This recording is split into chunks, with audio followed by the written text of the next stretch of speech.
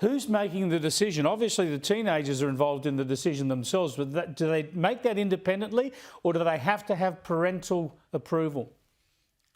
At this stage, they have to have parental approval. Now, there are big issues with that. I mean, put yourself, you've got kids, Chris, put yourself in a position where you're speaking with professionals, experts so-called in that area who sit you down in a hospital.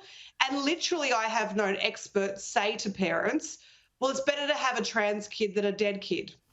Now, that is a horrific thing to tell a parent who feels then that they've only got one option. They think, oh, my goodness, and rates of suicidality are made apparent to parents.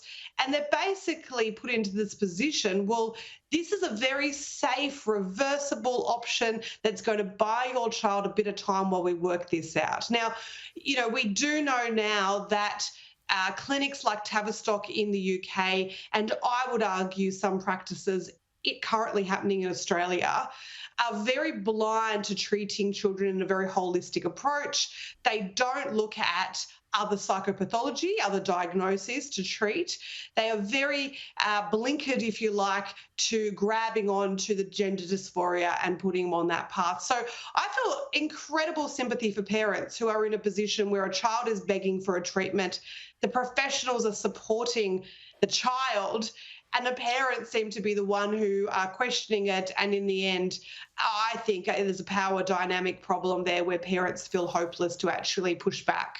Yeah, I think you expressed it beautifully to us previously, saying that the real answer here is to love the child in all their individuality, regardless of what particular category or whatever someone might want to put them in. Just love the child unconditionally. Given all you know on this and what's happening in the UK, should we be doing the same in Australia? Should we stop administering these drugs? Well, we should if we want to follow science. And the gender dysphoria debate has been held up, unfortunately, now as an example where ideology is crossing into science. And as scientists, if we want to follow what the evidence says, we should absolutely be putting a halt to any treatment of puberty blockers with children. There are professionals calling for that. The Sydney Children's Hospital, I'm very proud to say, is doing a fabulous job in that area. Other hospitals are not so much. Yeah. Thanks for joining us again, Claire. Worrying Thanks, stuff. Chris. Clare Rowe there. You heard her. Who could disagree with that?